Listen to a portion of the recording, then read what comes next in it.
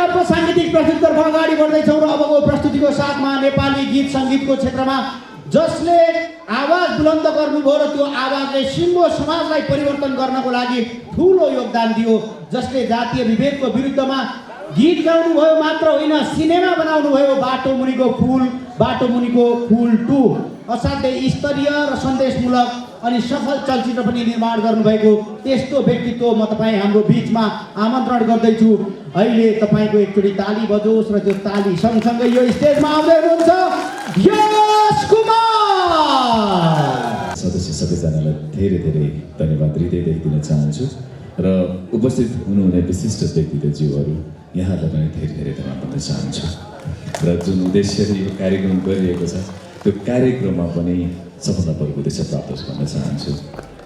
धन्यवाद। र मलाई सघाउनको लागि म बिन्दु परियारको सहयोग लिँदैछु। कृपया एउटा माइक उपलब्ध गराउनु होला। बिन्दु प्लिज, बिन्दु परियार। र यो गीत बिन्दुले मसँग गाउनु भएको होइन, पहिला सपनाश्रीले गाउनु भएको थियो, त्यसपछि मिलनजीले गाउनु थियो, अब बिन्दुले गाउँदै हुनुहुन्छ। बिन्दुजीको सँगसँगै यहाँले पनि साथ दिनु होला, किनभने यो गीत बिन्दुले नगाएर अरूले गाउनु भएको र मलाई आज चाहिँ सघाउँदै हुनुहुन्छ बिन्दुजीले। सो रेडी हुनुहुन्छ सबैजना? Thank you. सम्झना किन छोडेर जान्छ, तिमीले साथ छोड्यो भन्दा पनि संसार गोलो छ, घुमिरहन्छ भन्ने कुराले धेरै सताइरहेछ।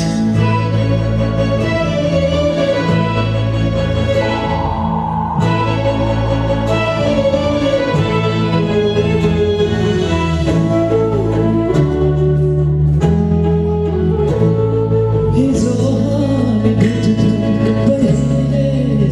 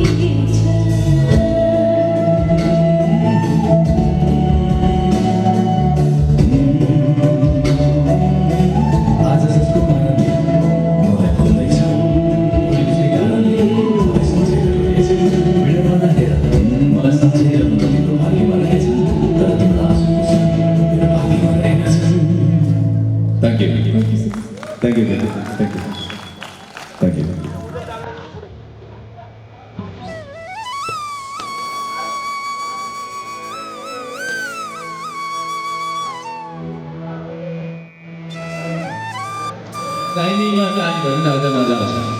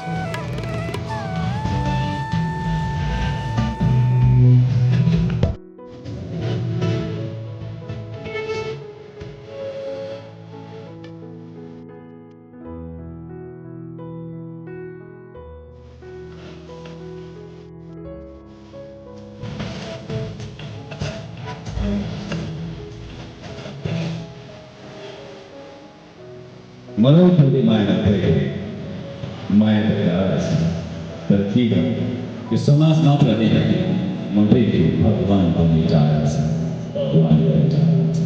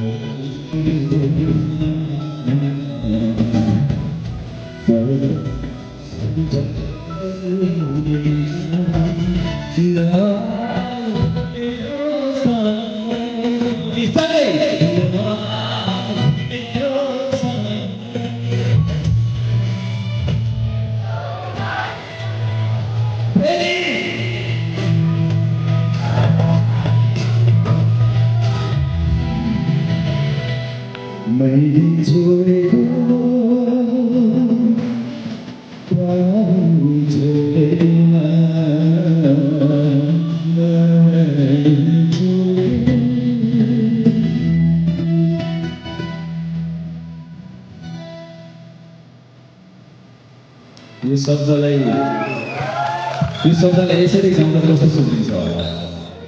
मैले छोएको रक्सी चल्दैन। Okay, track number 1। ओके, अन्तिम गीत। अब एकछिन गीत सक्दैछन् यहाँ अलिकति भन्नु, यो गीत गाइहाल्यो, भन्न मन लागिहाल्यो। धेरै भयो बोलेको होइन, गाएको पनि, तर कहिलेकाहीँ बोल्न मन लाग्दो रहेछ। म विचार गर्छु कहिलेकाहीँ जब कुनै पार्टीलाई जिताउनु पर्ने हुन्छ त्यो भोट पनि सम्मान हुन्छ कि तलको जात ठुलो जातले हालेको भन्ने हुँदैन। जब बच्चा जन्मिन्छ ठुलो जातिको बच्चाले पनि त्यति नै रिलेर जन्मिन्छ, त्यो सानो जातिको बच्चाले पनि त्यतिकै रिलेर जन्मिन्छ। त्यहाँ पनि तल र माथि वृद्ध भत्ता पार्नुपर्ने हुन्छ। करोडपतिले पनि वृद्ध भत्ता पाउँछ, सडकमा बस्नेले पनि वृद्ध भत्ता पाउँछ, सबैमा बराबर छ। तर विभेद चाहिँ विभेद गर्ने शैली चाहिँ किन हो कि होइन? अब आशा गरौँ यो आवाज ठाउँमा पुग्नेछ। Track number 9 please. अब भयो, धेरै भयो यो